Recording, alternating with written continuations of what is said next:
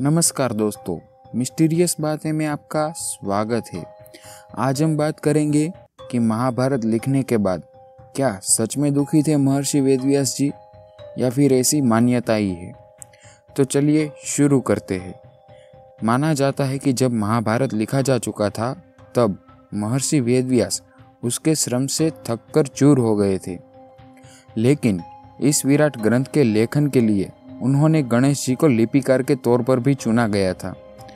चारों वेदों के विभाग और संपादन के कारण उनका नाम वेदव्यास पड़ा था, लेकिन उनकी ख्याति महाभारत को लेकर कुछ ज़्यादा ही थी।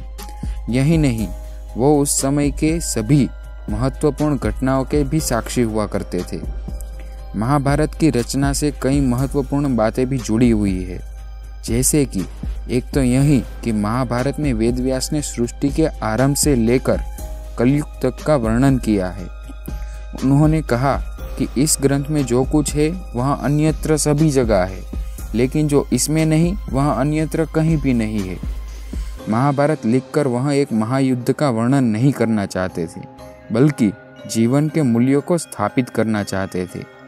अपने आप में एक विचित्र बात यह भी है कि 1,00,000 श्लोकों में धर्म, अध्यात्म, समाज, राजनीति, कला व साहित्य आदि विषयों का एक संपूर्ण महाकाव्य तैयार कर लेने पर भी वेदव्यास खुश नहीं थे। उन्होंने कथा में कई कमी खल रही थी। एक दिन वे उदास बैठे थे और उधर से नारद जी गुजरे। नारद जी ने उन्हें सुझाया कि आपकी कथा संसार पर आधारित है, इसीलिए इसकी रचना के बाद भी आप दुखी है। आप ऐसा ग्रंथ रचे जिसमें केंद्र में भगवान हो। इसके बाद ही वेदव्यास ने श्रीमद् भागवत महापुराण की रचना की। वेदव्यास ने योग, वेदांत, व्याकरण और साहित्य में भी लेखनी चलाई। वे त्रिकालज्ञ माने जाते थे। उन्होंने दिव्य दृष्टि से जान लिया था कि कलयुग में धर्म क्षीण हो जाएगा, लोग नास्तिक होने लगेंगे, वेदों का समग्र रूप से पढ़ना उनके लिए कठिन हो जाएगा, वे उसके लिए समय नहीं निकाल पाएंगे, न ही उन्हें पढ़ना भी चाहेंगे। इसीलिए उन्होंने वेदों का 4 भागों में बांटा। उसका नाम रखा गया ऋग्वेद, यजुर्वेद, सामवेद और अथर्ववेद। वेदों का विभाजन करने के बाद उन्होंने अपने शिष्य सुमंतो, जैमिनी, पैल और वैशंपायन और पुत्र शुकदेव को इसका अध्ययन कराया और महाभारत का उपदेश भी दिया। श्रीमद् महाभागवत गीता महाकाव्य महाभारत का एक अंश ही है। महाभारत युद्ध में अर्जुन को युद्ध के लिए तैयार करने के उद्देश्य से भगवान श्री कृष्ण ने उन्हें गीता का उपदेश दिया था। आज घर घर में गीता का वाचन बड़ी ही श्रद्धा और भक्ति से किया जाता है। इसे ज्ञान का आधार भी माना जाता है। महाभारत लिखकर वेदव्यास भले ही खिन्न हुए हो, लेकिन धर्म का सारस्वत उन्होंने इसी ग्रंथ में निरूपित किया था।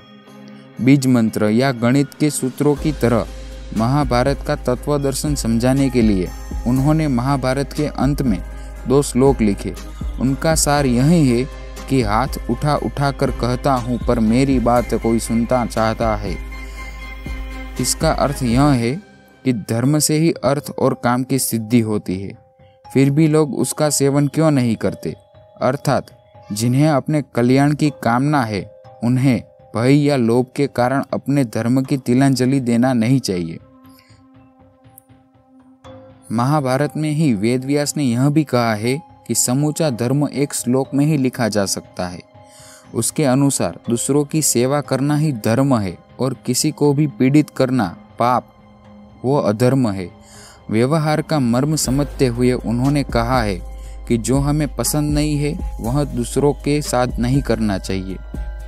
तो दोस्तों, अगर आपको ये वीडियो पसंद आया हो तो मिस्टीरियस चैनल बातें को सब्सक्राइब करिए, लाइक करिए और शेयर ज़रूर करिएगा।